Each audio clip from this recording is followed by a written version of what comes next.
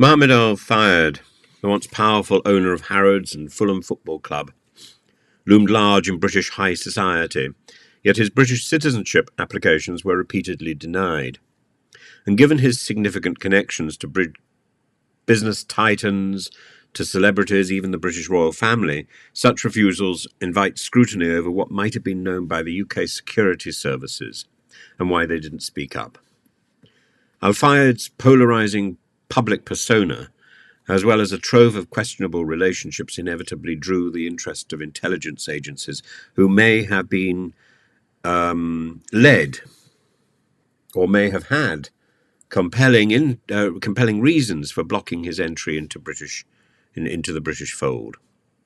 Now, as over 65 new allegations of abuse against Al-Fayed surface, many spanning decades, it paints an even darker picture. These allegations, reported after the BBC's documentary Al-Fayed, Predator at Harrods, suggest a pattern of abuse that possibly implicates those who turned a blind eye. Some 37 of these accusers were former Harrods employees, signalling a disturbing reality that predatory behaviour was woven into his daily operation. The victims' accounts reach back to 1977, with claims of assault spanning multiple countries, from Dubai to London, creating a troubling timeline. It appears that Al-Fayed's influence allowed him to evade full scrutiny for years, protected by lawyers of wealth and connection. And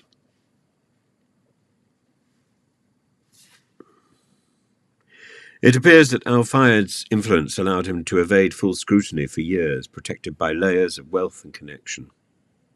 Given these ties, it's plausible that the security services may have unearthed troubling information early on, which played a part in their refusal to grant him citizenship. His links to law enforcement and political figures often felt precariously close to corruption, with ex-Met officers reflecting on an uneasy alliance between Harrods and the police. Harrods, meanwhile, is now embroiled in a protracted battle to address the hundreds of claims emerging in the wake of the documentary. This high-profile legal group, Justice for Harrods Survivors, has already amassed 71 clients and is progressing to many more, suggesting this is only the beginning of a reckoning for Al-Fayed's legacy. The Metropolitan Police is revisiting past allegations, ensuring no stones are left unturned and victims are heard. But it's all a little bit late. Too little, too late. Al-Fayed's enduring influence and the failure of systems meant to protect the vulnerable call into question how someone so publicly controversial was able to evade accountability for so long. And the story of Prince Andrew is disturbing, but if you then consider the links between Al-Fayed and Princess Diana, it becomes extremely disturbing. Is it that the security services don't pass on their information at all? There has to come a point where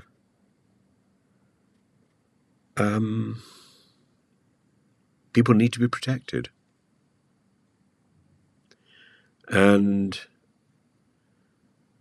these revelations should prompt a re-evaluation of how figures of immense wealth and influence are permitted to operate unchecked, even in the corridors of power. I find this. I find the thought about what has been known and what has been hidden by the security services very worrying.